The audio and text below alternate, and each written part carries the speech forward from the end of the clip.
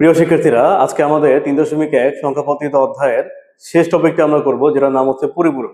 সাধারণত এই অধ্যায় থেকে যে এই টপিকটা তোমার বুলেট মিস হলেও তোমাদের এই টপিক থেকে কোশ্চেন মিস হয় না। এইচএসসি বলো, প্রিটেস্ট বলো বা টেস্ট বলো, যে কোনো পরীক্ষায় তোমাদের এটা থাকবেই। চলো আমরা আমাদের টপিক শুরু করি।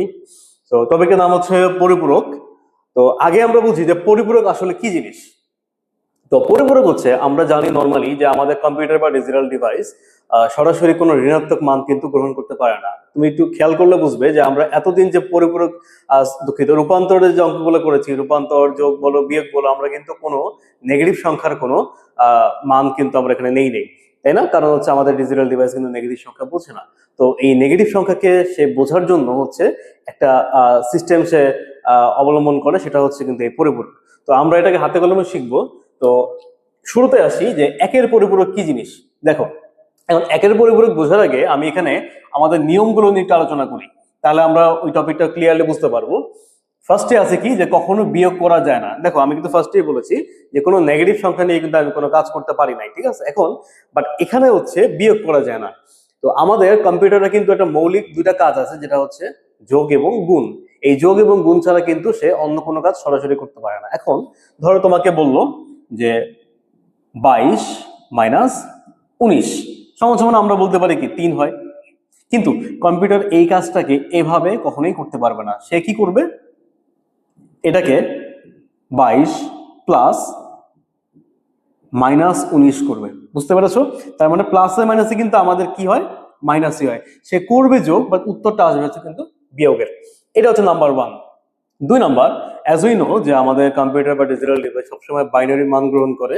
তাহলে এই ক্ষেত্রে আমাকে পরিপূরকের যে কোনো মান যখন দিবে, আমাকে সেটাকে হচ্ছে আগে বাইনারিতে রূপান্তর করতে হবে। আর বাইনারি সংখ্যা আমরা জানি 8 বিট, ঠিক আছে? বাইনারি হচ্ছে 8 বিট। দ্যাট মিনস আমাকে এই অঙ্কটা করতে হলে মিনিমাম 8 বিট আমাদেরকে মান গ্রহণ করতে হবে, ঠিক আছে? 8 বিট বলতে আমরা বুঝি, আমরা যেমন হেক্সা অথবা অক্টাল করেছি 4 বিট এবং 3 বিট। তো 8 বিটের ক্ষেত্রে কিন্তু আমরা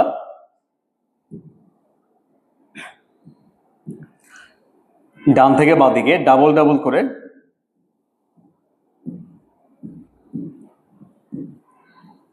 এই যে 8টা বিট, এই 8টা বিট আমরা গ্রহণ করব।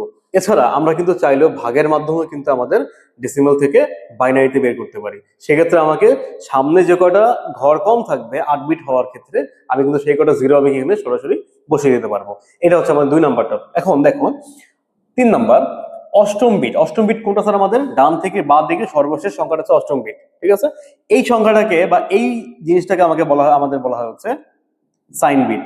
তো এইটা দ্বারা আমরা কি বুঝবো যে সংখ্যাটা ঋণাত্মক নাকি ধনাত্মক, ঠিক আছে?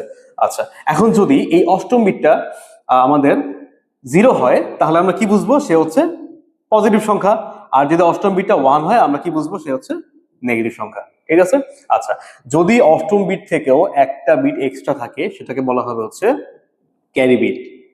তো ক্যারি বিট হচ্ছে আমাদের হিসাবের কিন্তু বাইরে থাকে। আমরা কিন্তু ক্যারি বিট নিয়ে কোনো কাজ করি না। যদি কোনো অঙ্কের যোগফল ক্যারি বিট আসে, আমরা কিন্তু ক্যারি বিটটাকে বাদ দিয়ে দিব, ঠিক আছে? ওকে, এবার আসো, ঋণাত্মক হলে কিন্তু 2 এর পরিপূরক করতে হবে স্যার। ঋণাত্মক হলে একমাত্র 2 এর পরিপূরক করতে হয়, ধনাত্মকের ক্ষেত্রে কিন্তু কোনো পরিপূরকের প্রয়োজন হয় না। তাহলে এই ক্ষেত্রে আমরা যে ফার্স্টে বলেছিলাম যে একের পরিপূরক আসলে কি জিনিস, তো সেটা বুঝতে হলে ধরো তোমাকে কেউ বললো যে তুমি হচ্ছে -30 এর বাইনারি বের করো।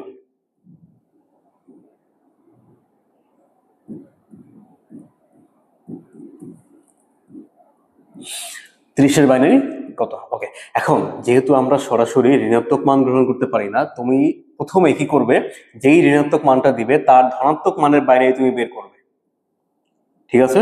তাহলে তার ধনাত্মক মানের বাইনারি, আচ্ছা তুমি কি দিয়ে বের করবে?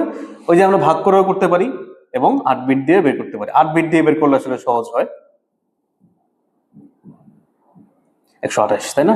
তাহলে কি কি যোগ করলে স্যার এখানে আমাদের 30 হবে? 16, 8 24, 4 28 আর 2 হচ্ছে 30। তাহলে বাকিগুলো কিন্তু স্যার আমাদের 0। তাহলে 1 2 3, 1 2 3 4 এবং হচ্ছে 0। আচ্ছা, এই যে আমরা বাইনারি মানটা বের করলাম, ঠিক আছে? এখন দেখো, ঋণাত্মক মানের ক্ষেত্রে যে 2 এর পরিপূরক করবো আমরা, 2 এর পরিপূরকের ক্ষেত্রে কিন্তু আমাদের সূত্র কি স্যার? একের পরিপূরক যোগ এক, তার মানে আগে আমাকে কিন্তু একের পরিপূরক করতে হবে। একের পরিপূরক মানে হচ্ছে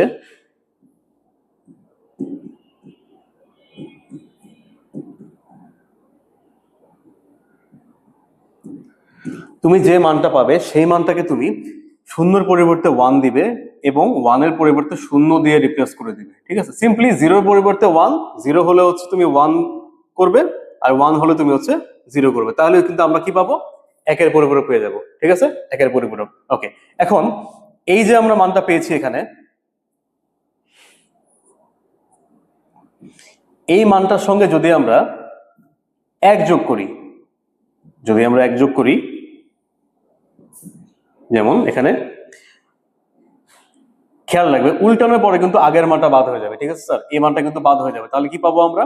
বাইনারি যোগ করবো এখানে, একের আগে কিন্তু আমরা জানি কি 10, 10-এর শূন্য, হাতে আছে এক, শূন্য একে এক, তাহলে আর কোনো সংখ্যা কিন্তু আমাদের হাতে থাকে না। তাহলে এই সংখ্যাটা কি আমাদের 2 এর পরিপূরক, তাই না?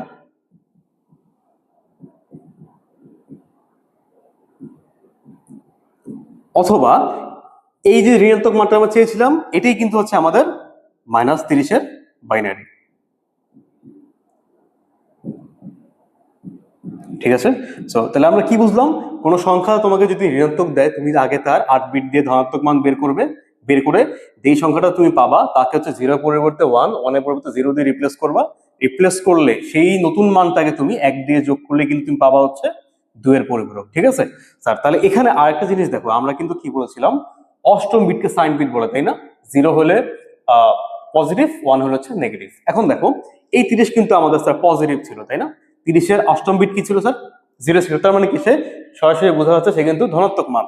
কিন্তু যখনই আমি তার ঋণাত্মক মান বের করেছি তখন কিন্তু স্যার 8 নাম্বারটা আমাদের 1 হয়ে গেছে, তাই না? তার মানে বুঝলাম কি, যদি অষ্টম বিটটা আমাদের 0 হয় তাহলে সে পজিটিভ হবে, এবং অষ্টম বিটটা কিন্তু 1 হলে আমরা কি বুঝবো? সংখ্যাটা নেগেটিভ মান। তো আমরা পরিপূরকের একটা প্রশ্ন এখানে লিখেছি, 122 ও 61 এর পার্থক্য যোগের মাধ্যমে নির্ণয় করো। এই জিনিসটা অবশ্যই অবশ্যই খেয়াল রাখবে। আমাদের যখন কোনো পরিপূরকের অঙ্ক বলবো স্যার, আমাদের কিন্তু যোগের মাধ্যমে পার্থক্য বের করতে বলবে অথবা 8 বিটের মাধ্যমে পার্থক্য বের করতে বলবে, তখন কিন্তু আমরা বুঝবো যে এই অঙ্কটা হচ্ছে পরিপূরকের অঙ্ক। ঠিক আছে, তো এখন আমরা এখানে দেখো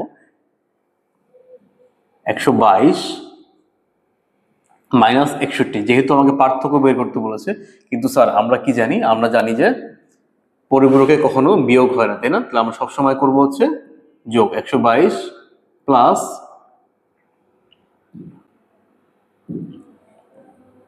মাইনাস 61। ঠিক আছে, তাহলে এই প্লাসে মাইনাসে কিন্তু আমাদের আলটিমেটলি মাইনাস হয়, তো করবো আমরা যোগ, উত্তর হবে বিয়োগের। তাহলে এখানে আমাদের একটা মান কিন্তু স্যার পজিটিভ আসছে এবং আরেকটা মান কিন্তু স্যার নেগেটিভ আসছে, তাই না? পজিটিভ এবং নেগেটিভ। এখন আমরা শুরুতে পজিটিভ যে 122, এই 122 এর বাইনারি আমরা বের করব। আমরা 122 এর বাইনারি বের করবো স্যার কিভাবে স্যার?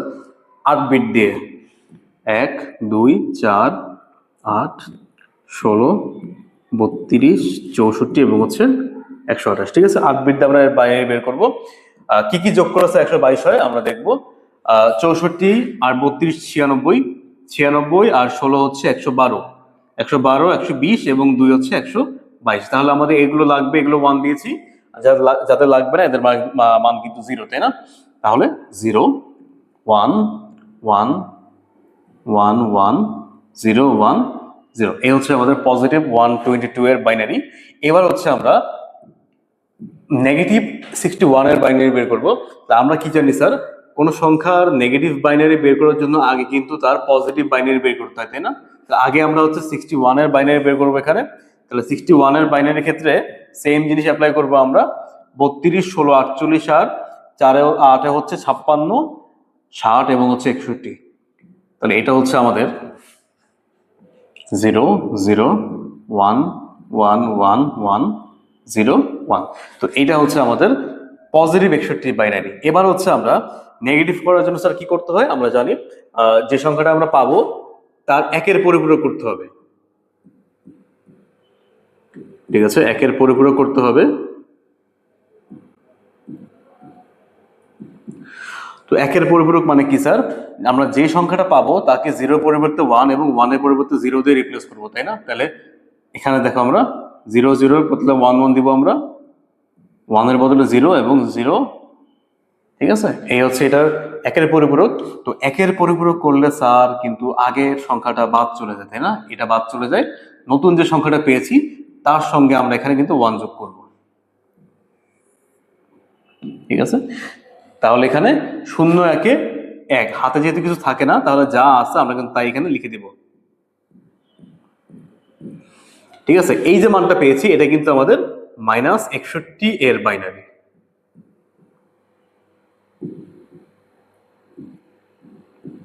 তাই না? -61 এর বাইনারি। ওকে, তাহলে আমরা কিন্তু এখানে পজিটিভ 122 এর মান পেয়েছি এবং নেগেটিভ 61 এর কিন্তু মান পেয়েছি। এখন এই দুটি সংখ্যা যদি আমরা যোগ করি এখানে দেখো 122 এবং হচ্ছে -61, তাহলে 122 এর মান পেয়েছি আমরা 0 4টা 1 0 1 0 এবং আমরা নেগেটিভ 61 মান কি পেয়েছি 1 1 4টা 0 1 1, ঠিক আছে। এখন এই সংখ্যাটা যোগ করলে আমরা যা পাবো সেটা হচ্ছে কি আমাদের কাঙ্ক্ষিত উত্তর। তাহলে 0 1 0 1 1 1 1 0, এখানে খেয়াল রাখবে 1 আর 1 যোগ করলে হয় 10, তাহলে 1 1 10 10 0, হাতে আছে 1 1 লিখে দিব, 0 1 1 1 1 1 আর 1 10 0, হাতে আছে 1 0, হাতে আছে 1, তাই না? তাহলে এখানে এখন দেখো 1 2 3 4 5 6 7 8 9, আমাদের নবম বিটটা স্যার কি? নবম বিট কিন্তু আমাদের ক্যারি বিট, তাই না? নবমটা হচ্ছে ক্যারি বিট। আর এখানে আমরা এটাকে যদি নর্মালি বিয়োগ করে কত আসবে আমাদের 61, আমাদের কিন্তু 61 আসবে, ঠিক আছে। সেটা হচ্ছে আমাদের উত্তর। এখন তুমি কিভাবে বুঝবে যে আমাদের উত্তরটা ঠিক আছে কিনা? তো এই ক্ষেত্রে কি করবা,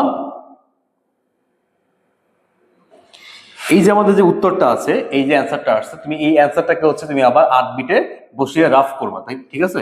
তাহলে 0 0 1 1 1 1 0 1 রাফ করে দেখবা যে আমাদের কোন কোন বিটগুলো 1, কোন কোন বিটগুলো 1, 32 16 48 আর 56 4 60 আর একে হচ্ছে 61, তাই না? তাহলে আমাদের কিন্তু এখানে উত্তর কিন্তু আমাদের স্যার 61। তো এইটা হচ্ছে আমাদের উত্তর।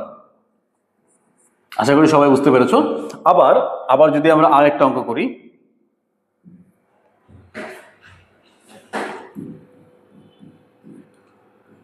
-40 প্লাস 30, তাহলে -40 প্লাস 30, এখানে কিন্তু স্যার যোগই করতে বলছে, আমাদের যোগই দেওয়া আছে, কিছু করতে হবে না। তো আগে হচ্ছে আমরা -40 এর মান বের করবো, বাইনারি বের করবো, তাহলে আগে 40 এর বাইনারি বের করতে হবে, 40 এর বাইনারি, তাহলে 1 2 4 8 16 32 64 120, ওকে। তাহলে 40 এর বাইনারি কি যোগ করলে 40 হয় স্যার 32 আর 8 এ 40, বাকিটা কিন্তু সবাই 0, তাহলে 1 2 3। তো এখন যেহেতু এটা নেগেটিভ সংখ্যা আছে, আমরা এটাকে একের পরিপূরক করব,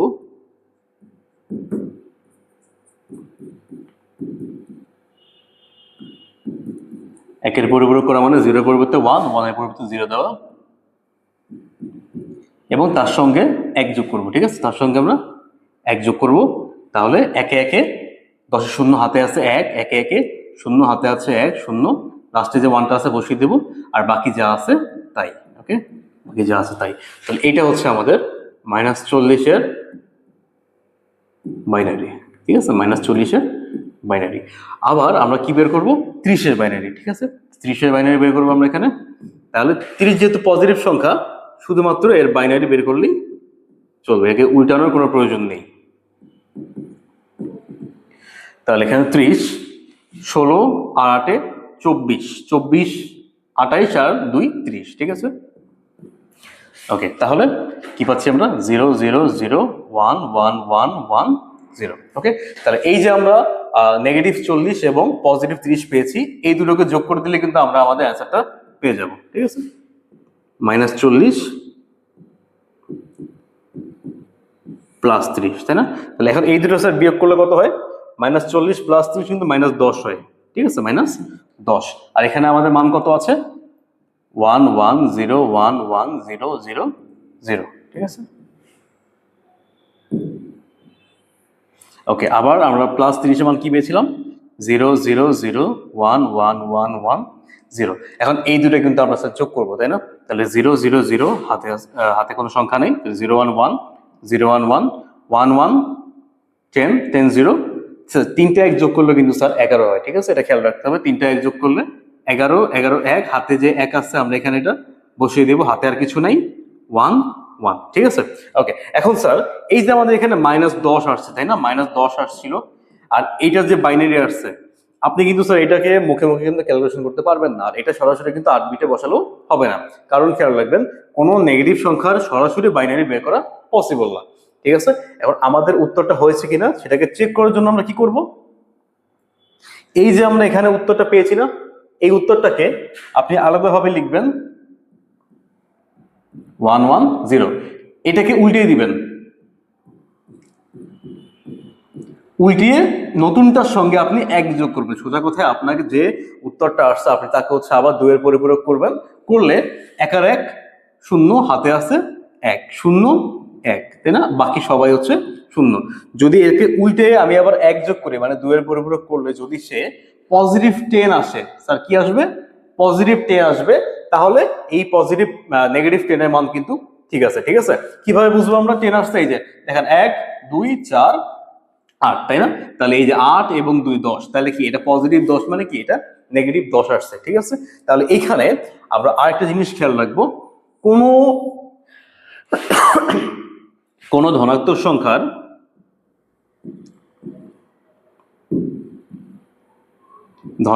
সংখ্যার